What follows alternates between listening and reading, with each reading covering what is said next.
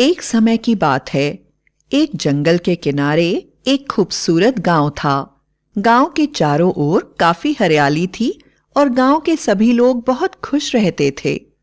उस गांव के पास बने जंगल में भयानक जानवर रहा करते थे। इसलिए गांव के चारों तरफ चार दीवारी बनवा दी गई थी। एक बार गांव में बसंत पंचमी का मेला लगा हुआ था। सभी लोग खुश थे और तरह तरह की खरीदारी कर रहे थे कि अचानक जंगल की तरफ से एक बड़ी ही खूबसूरत औरत मेले में आई। वह चुपचाप मेले में घूम रही थी, किसी से कोई बात नहीं कर रही थी। गांव का जो भी युवक उसको देखता था, वह उसकी सुंदरता पर मोहित होकर उससे विवाह करने की इच्छा करने लगता था। उसकी सुंदरता से सभी मोहित हो रहे थे, लेकिन वह औरत किसी की तरफ भी नहीं देख रही थी। कुछ देर मेले में घूमने के बाद वह चुपचाप जंगल की तरफ वापस चली गई और देखते ही देखते जंगल में गायब हो गई। इस तरह वह गांव में कभी-कभी आती और अपने आप ही जंगल में गुम हो जाती। कमाल की बात यह थी कि वह जब भी आती, गांव का कोई ना कोई जवान व्यक्ति गांव से गायब हो जाता। लेकिन कोई भी उस पर शक नहीं करता, क्योंकि सभी जानते थे कि जंगल में खतरनाक जानवर रहते हैं। इसलिए उनको लगता कि हो सकता है कि कोई जानवर गांव के लोगों को उठाकर ले गया हो। 10-15 दिन में एक बार वह गांव में जरूर दिखती, पर बीच में कभी नजर नहीं आती और उसके जाने के बाद गांव के युवक उसकी एक झलक देखने के लिए परेशान रहते।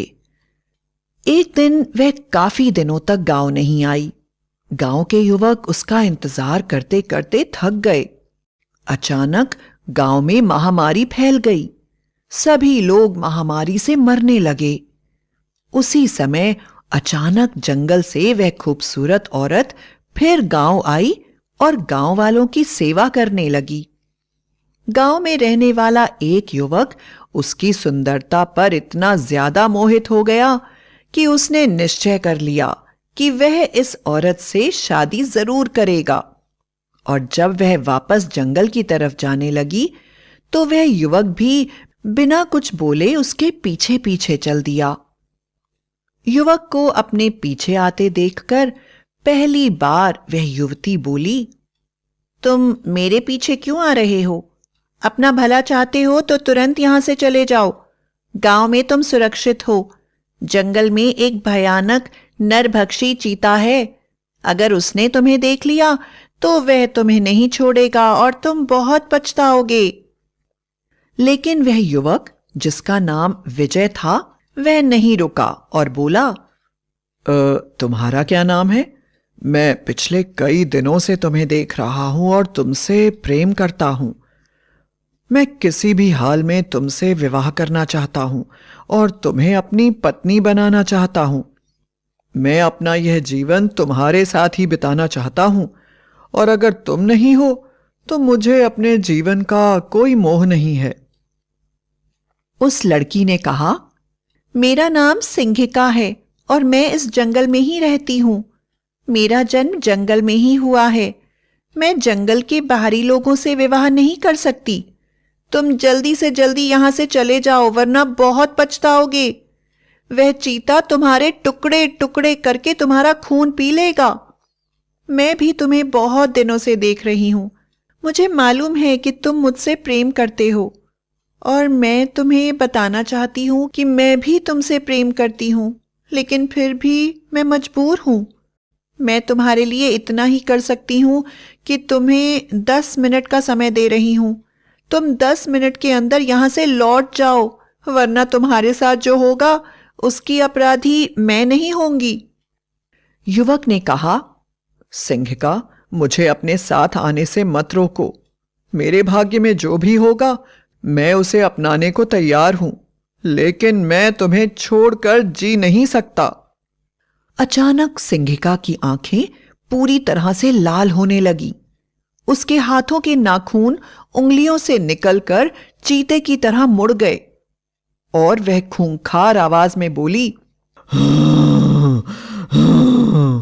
अरे मूर्ख, मैं तुम्हें कितना समझा रही हूं, मेरा विवाह नहीं हो सकता है। अब मैं धीरे धीरे अपना नियंत्रण खो रही हूं। मैं एक चीता चुड़ैल हूं और मैं तुमसे प्रेम करती हूं, लेकिन मनुष्य की महक से मैं अपना होश खो बैठती हूं। अगर तुम 2 मिनट के अंदर यहां से नहीं गए तो मैं कुछ भी नहीं कर पाऊंगी। बस तुम्हारे टुकड़े टुकड़े करके तुम्हारे खून को पी लूंगी और तुम्हें खा जाऊंगी। मैं तुम्हारे गांव में अपनी खूबसूरती से युवकों को मोहित करके अपने पीछे ले आती हूं और उसके बाद उन्हें खाकर जश्न मनाती हूं। मैं तुम्हें कई महीनों से देख रही हूं और अब मैं तुम्हें प्रेम करती हूं और तुमसे विवाह भी करना चाहती हूं, पर यह मुमकिन नहीं है। इसलिए मैं तुम्हारा ताजा खून पीकर ही अपने आप को खुश करूंगी। यह कहते कहते उसके हाथ पैर और शरीर धीरे धीरे पूरी तरह से बदलने लगे और वह चीते में परिवर्तित होने लगी। यह देखकर विजय पूरी तरह से डर गया और भागने लगा। डर से वह इतनी तेज भाग रहा था कि उसने यह भी नहीं देखा कि सामने एक बड़ी नदी थी जो कि तूफानी गति से बह रही थी। वह जोर से नदी में गिर गया और उसके बाद बहता हुआ दूर तक चला गया। उसने देखा कि नदी के किनारे एक बड़ा सा चीता गुर्राते हुए अपने होठों पर जीभ फेरते हुए उसकी तरफ लगातार देख रहा है। आखिर किसी तरह बचकर वह अपने गांव पहुंचा और उसने यह सारी बात गांव वालों को बताई, पर किसी ने भी उसकी बातों पर विश्वास नहीं किया और सब कहने लगे, लगता है उस लड़की ने तुमसे शादी से इनकार कर दिया, इसलिए तुम उसे बदनाम करने के लिए इस तरह की बातें फैला रहे हो। और सब उसका मजाक उड़ाने लगे। लेकिन विजय उस दिन से बहुत सहम गया और ज्यादातर घर के अंदर ही रहने लगा।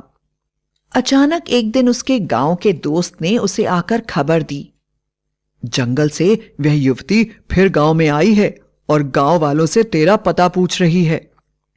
यह बात सुनकर वह डर से थरथर कांपने लगा। कुछ ही देर के बाद उसके दरवाजे पर जोर से दरवाजा खटखटाने की आवाज आने लगी। विजय ने खिड़की से देखा तो वह जंगल वाली युवती दरवाजा खटखटा रही थी। विजय के दोस्त ने दरवाजा खोल दिया। युवती विजय की तरफ देखते हुए बोली, मैंने आपका बहुत इंतजार किया, लेकिन आप वापस लौटकर नहीं आए, इसलिए मुझे ही आना पड़ा। मैं पूरे गांव के सामने यह कहना चाहती हूं कि मैं आपसे विवाह करना चाहती हूं और आपकी पत्नी बनकर बाकी जीवन बिताना चाहती हूं। विजय ने हाथ जोड़कर कहा, मैं विवाह नहीं करना चाहता। लेकिन गांव वालों ने समझा कि पहले युवती ने इनकार कर दिया था, इसलिए विजय क्रोध में विवाह करने के लिए मना कर रहा है। उन्होंने जबरदस्ती उस युवती के साथ विजय का विवाह कर दिया।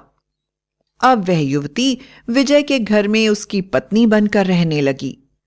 रोज रात में वह चीता चुड़ैल बनकर गांव वालों को विजय के घर में घसीट लाती और फिर घर के पीछे बैठकर पूरा दिन उनका मांस खाती रहती। विजय के घर के पीछे गांव वालों के कपड़ों और चप्पलों का ढेर लग गया था। विजय किसी से कुछ भी कह नहीं पा रहा था, क्योंकि उसकी पत्नी ने उससे कहा था, अगर तुमने यह बात किसी को भी बताई तो मैं तुम्हारा हाल इससे भी बुरा कर दूंगी। मैं तुम्हारी पत्नी इसीलिए बनी हूं कि आसानी से गांव वालों को खा सकूं। रोज गांव में किसी न किसी के घर से कोई न कोई गायब हो जाता और गांव वाले उसका मातम मनाते। विजय भी लोगों के दुख में शामिल होना चाहता और उसे लगता कि हर परिवार में गायब होने वाले सदस्य का हत्यारा वही है। धीरे धीरे विजय बड़ा उदास रहने लगा था। डर के मारे वह न खाता था न पीता था। एक बार उसकी दूर की बहन उसके विवाह के बाद उससे मिलने आई और एक रात रुकने के बाद अगले दिन बोली, विजय, भाभी तो बड़ी सुंदर है, लेकिन मैंने उन्हें कभी रसोई में खाना बनाते नहीं देखा, ना ही कभी खाना खाते देखा है। तुम्हारे कमरे में प्लेट में खाना भरा रहता है और तुम रोज ही खाना नहीं खाते हो, फिर भी खाना खराब नहीं होता।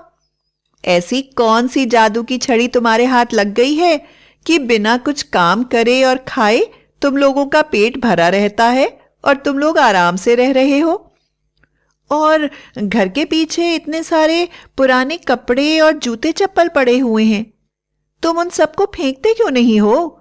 और आखिर इतने सारे जूते चप्पल आए कहां से? मुझे कुछ ठीक नहीं लग रहा है। अगर कोई समस्या है तो मुझे बताओ। बहन की बात सुनकर विजय जोर जोर से रोने लगा और बहन के गले लग गया और बोला, मैं क्या बताऊं, बड़ी मुसीबत में हूं। मेरी पत्नी कोई साधारण स्त्री नहीं है, बल्कि चीता चुड़ैल है। वह पूरे दिन स्त्री के रूप में रहती है और रात में चीता बनकर गांव वालों का शिकार करती है और घर के पीछे उन्हें चीर फाड़ कर खाती है।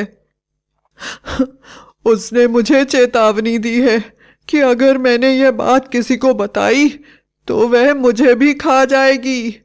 गांव वालों के मरने का कारण मेरी पत्नी है। मुझे तो जीने की इच्छा ही खत्म हो गई है। मुझे पता है कि मैं भी एक दिन इसका ग्रास बनूंगा और इससे मुक्ति का कोई रास्ता नहीं है, क्योंकि मेरी बात कोई भी नहीं मानेगा। विजय की बात सुनकर उसकी बहन को उस पर पूरा विश्वास हो गया और उसने कहा, तुम चिंता नहीं करो, मैं तुम्हारी इस चुड़ैल से मुक्ति करवा दूंगी। इसके बाद में वह वापस अपने पति के घर चली गई। विजय की बहन का पति मशहूर शिकारी था। उसने अपने पति को सारी बात बताई। सुनकर विजय की बहन का पति बोला, चीता चुड़ैल कोई साधारण बात नहीं है। जब कोई चीता मर जाता है और कोई कुंवारी लड़की उसे मरते हुए देख लेती है तो चीते की आत्मा उस लड़की में समा जाती है और वह बहुत शक्तिशाली हो जाता है। चांद के निकलते ही वह चीता बनकर शिकार करता है, लेकिन अमावस्या के दिन चांद नहीं निकलता, इसलिए उस दिन उसकी शक्ति बहुत कम होती है और इसी दिन उससे छुटकारा पाने का उपाय किया जा सकता है। बहन ने पंडित से पता किया तो अगले 2 दिन के बाद ही अमावस्या थी। विजय की बहन के पति ने 2 दिन बाद चीता चुड़ैल का शिकार करने की योजना बनाई। उसने गांव के सबसे बड़े तांत्रिक को अपने साथ लिया और अमावस्या के दिन विजय के घर की तरफ चल पड़ा। तांत्रिक ने विजय की बहन के पति को बताया, मैं पहले अपने मंत्रों से युवती को चीते के रूप में घर के बाहर बुला लूंगा और उसके बाद तुमको अपने अभेद तीरों से ठीक उसकी दोनों आंखों के बीच में तीर मारना होगा, क्योंकि वहीं पर तीर मारने से उस युवती के अंदर से चीते की आत्मा हमेशा के लिए बाहर निकल जाएगी और वह युवती फिर से विजय की पत्नी बनकर विजय के साथ रह सकेगी। वरना अगर तीर गलत जगह पर लग गया तो वह पूरे गांव को खा जाएगी और मुझसे नहीं संभल पाएगी। विजय की बहन का पति पूरे दिन विजय के घर रहा और उसने देखा कि विजय की पत्नी उससे मिलने तक भी बाहर नहीं आई। रात होते ही तांत्रिक ने अपना पूजा पाठ शुरू कर दिया और चीता चुड़ैल को घर से बाहर निकालने के लिए मंत्र पढ़ने लगा। सारा गांव विजय के घर के बाहर डरा हुआ खड़ा था। अचानक जोर जोर से गुर्राने की आवाजें आने लगीं और कुछ ही देर में विजय के घर से एक भयानक चीता अपनी लाल लाल आंखों के साथ घूरता हुआ बाहर निकला। उसने इंसानों की आवाज में बोला, अच्छा विजय, तुम मुझे मारना चाहते हो, इसलिए तुम अपने जीजा को बुलाकर लाए हो। अभी तुमको इसका मजा चखाती हूं।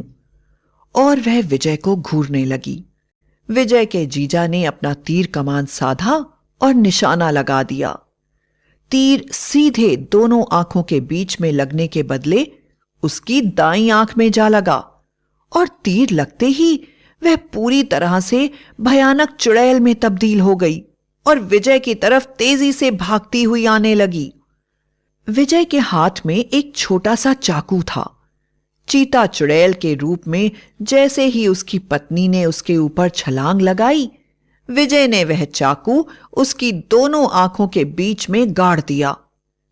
चाकू के सही जगह पर लगते ही चमत्कार हो गया और चुड़ैल पीछे की तरफ गिर पड़ी। भयानक आवाज के साथ एक बहुत बड़ा चीता उसके अंदर से निकला और हवा में गुम हो गया। अब वहां पर एक युवती दिखाई पड़ रही थी जिसके साथ विजय का विवाह हुआ था और जो विजय की पत्नी थी। वह पूरी तरह से बेहोश थी। तांत्रिक ने अपने मंत्रों से उसे वापस होश दिलाया। होश में आते ही वह अपने आप को वहां देखकर हैरान हो गई और बोली, मैं वीरेन गांव के मुखिया की बेटी सुमति हूं। मुझे समझ में नहीं आ रहा है कि मैं यहां कैसे आ गई। मैं तो जंगल से लकड़ियां लेने अपने दोस्तों के साथ आई थी कि अचानक मैं जोर जोर से चीता चीता चिल्लाने लगी और बेहोश हो गई। उसके बाद अब होश में आई हूं। गांव वालों ने सुमति को सारी बात बताई, जिसे सुनकर वह बुरी तरह से डर गई। तुरंत ही वीरेन गांव के मुखिया को संदेश भेजा गया और उन्होंने आकर अपनी बेटी को पहचान लिया। जब उन्हें पूरी कहानी सुनाई गई तो वह गांव वालों के लिए बड़े ही आभारी हुए और उन्होंने विजय का विवाह दोबारा धूमधाम से सुमति के साथ करा दिया और उसके बाद कभी चीता चुड़ैल ने विजय के परिवार को या गांव को परेशान नहीं करा और सब लोग खुशी खुशी रहने लगे।